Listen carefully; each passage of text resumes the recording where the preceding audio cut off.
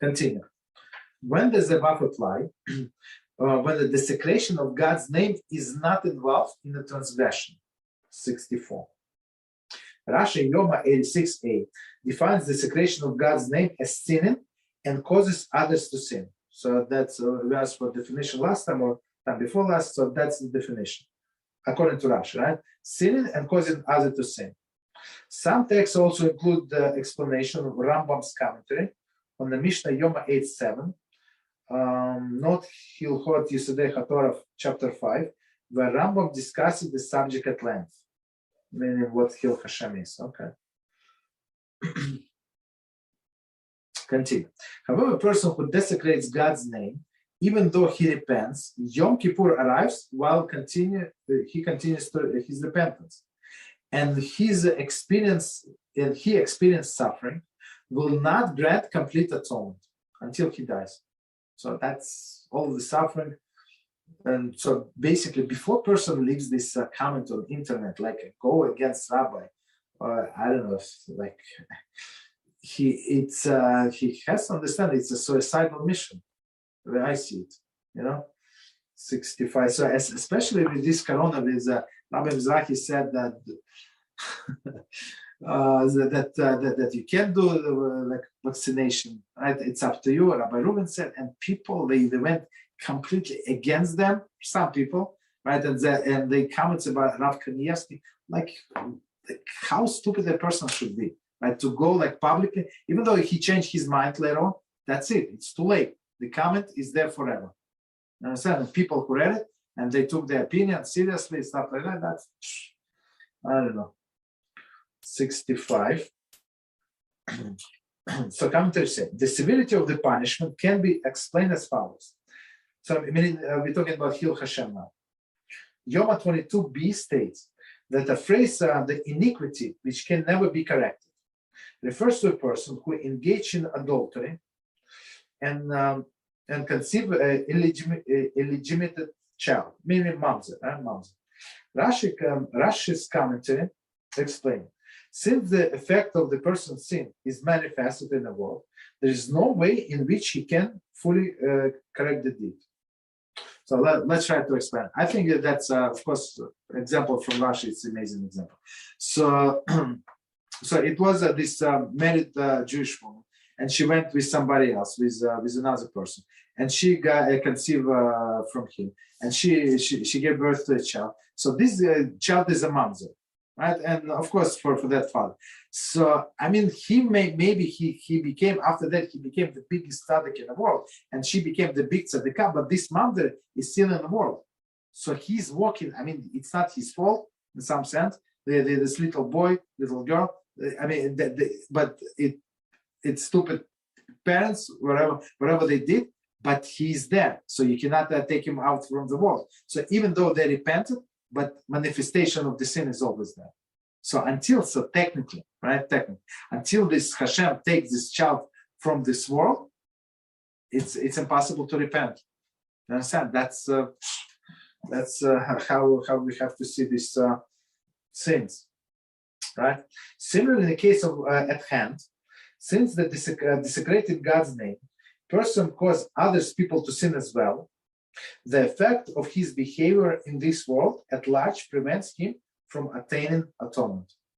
So basically, I mean, the most famous example is Yerovam ben Nevat, right? So it's the first king of the northern kingdom. So he he built two temples, right? One in the Dan in the north, and here is Beth El, I think. He installed these golden calves and he created holidays, different holidays from like made up holidays, right? And he made everybody to serve idols. Okay, after sometimes he did the show and stuff like that. It's very nice of him, but that's too late. And people still serving idols, right? The second generation, third generation, it's not so simple to get to correct the sins. I mean, it's almost impossible, right? Okay, prevent him from atonement. 65. Continue. So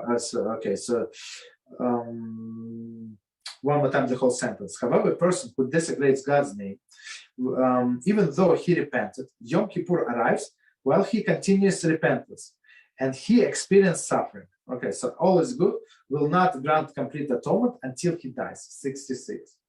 The Akedah, commenting on a passage from Yoma, explains that the concept of atonement is not relevant until person death, when his soul is separated from the body. In this manner, it explains that Rabbi Elazar reduces the number of categories of Teshuvah mentioned in Yoma from 4 to 3. So, meaning here, the Teshuvah, according to Rabbi Elazar, so the Teshuvah means that he can do Teshuvah while soul is attached to his body. But in this case, right, when he did Chillul Hashem, right, the only way to expiate the sin is when to separate the body from the soul, meaning after the death. So technically, according to Rabbi Elazar, in some sense, there is no Teshuvah while he's alive. There is partial Teshuvah, but complete only when he dies. The Rambam obviously does not accept this opinion, right, as we said, and views the concept of atonement as applicable after death as well. So very interesting, right, after death.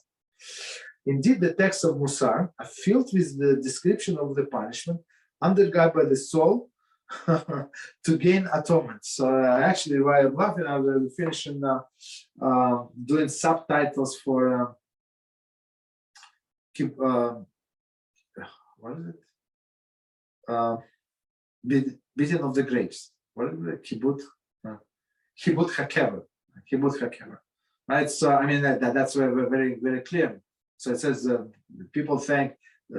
People say, "Oh, now he's in peace." So somebody died. He was suffering. He's in peace. I will say, who said that he's in peace? And everything that is going to start after we're going to leave the cemetery. Everything is going to start. They're going to deepen the grave, stand him up, and try to whip him. Right? Put the soul back in the body, and the show just started for that person. Right? So that's what Rambam says. Right? So don't say that atonement, that Teshuvah is ended there, just because person died. Continue. 67. Actually, next sentence. The three, repentance, Yom Kippur, and suffering have tentative effect, and death atones. Okay, 67. So that's we still continue this topic of Chillul Hashem.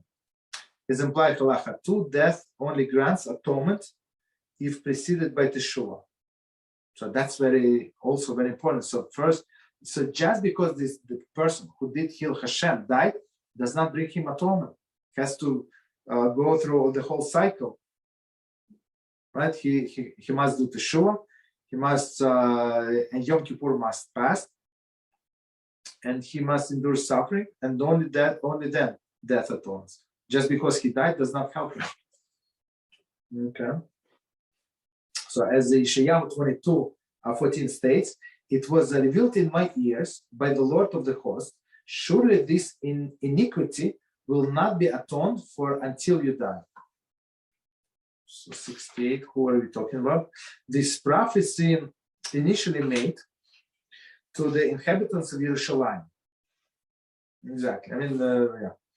Except of Yerushalayim, apply to all others who emulate their behaviors and desecrates God's name. That's